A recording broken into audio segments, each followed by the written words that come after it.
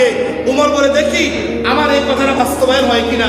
আব্দুল্লাহ ইবনে উমরকে ডাক দিয়ে বলে, এই আব্দুল্লাহ ইবনে উমর, তুমি একটু দৌড়াইয়া আমাদের আয়েশা সিদ্দিকার কাছে গিয়ে বলো, ও আম্মাজান, আমার আব্বু খলিফাতুল মুসলিমিন, আমার আব্বু দেশের বাদশাহ, জীবনটাতে আল্লাহর দ্বীনের জন্য কুরবান করে দিয়েছে।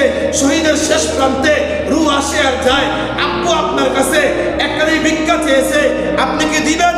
আবার আব্দুল্লাহ ইবনে উমরের প্রশ্নের উত্তরে আয়েশা সিদ্দিকা বলে, পুরো পৃথিবীর কুল কায়নাতের খলিফাতুল মুসলিমিন উমর কি ভিক্ষা চাইছে, তাকে দিতে নিষেধ করব আমি? বলে, আমার আব্বু বলছে আমার আব্বুর কবরটা যাতে করে রাসূলের পাশে হয়েছে। আয়েশা সিদ্দিকা বলে, আরে আমি তো ভাবছি এরকম রাসূলের পাশের কবরটা মনে আমি শুভ, কিন্তু চিন্তা করে দেখলাম, হাদিস পড়ে দেখলাম, নবীজির কথা মনে পড়ে দেখলো, যুগ অনুপাতে বুঝলাম মসজিদে নববীতে অনেক মানুষ আয়েশা কবর জিয়ারত করবে, আমি আয়েশার কবরটাকেও দেখবে, বুঝতে কয় ফুট লম্বা, কয় ফুট চওড়া, আমার মনে হয় পর্দার খেলাফ হতে পারে।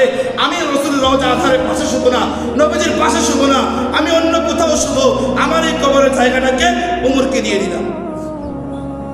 উমর একটু দোয়া করছে, মালিক এটা বিশাল আকারে দিয়েছে, শহীদ বানায় দিছে, আবার রাসূলের পাশে কবর দিয়েছে। সুবহানাল্লাহ।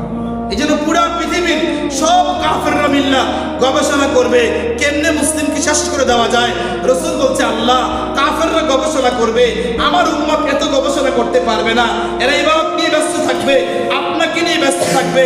আপনি কিছু স্থানের কথা বলে দেন, যে স্থানের ভিতরে কিয়ামত পর্যন্ত সকল কাফের, সকল বেঈমান, সকল বৈজ্ঞানিক, সকল দার্শনিক, সকল ইঞ্জিনিয়ার, ডাক্তারগুলা এক হওয়ার পরে যে বোমা তৈরি করবে, যে রকেট তৈরি করবে, যা কিছু তৈরি হোক, এমন কিছু স্থানের নাম বলেন যে স্থানগুলোতে বোমা ফুটবে না, যে স্থানগুলোতে কাফেরদের কোনো বুদ্ধি চলবে না, এমন কিছু স্থানের নাম বলেন।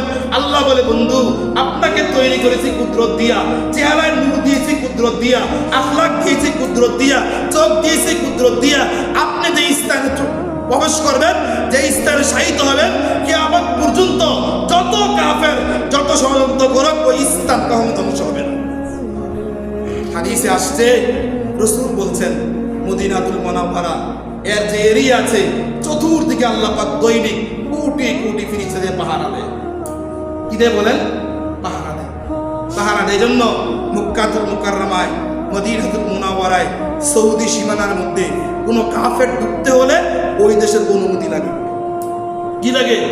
এরপরে নো অ্যালাউ, মদিনাতে ঢুকতে পারবা না, কাবায় ঢুকতে পারবা না।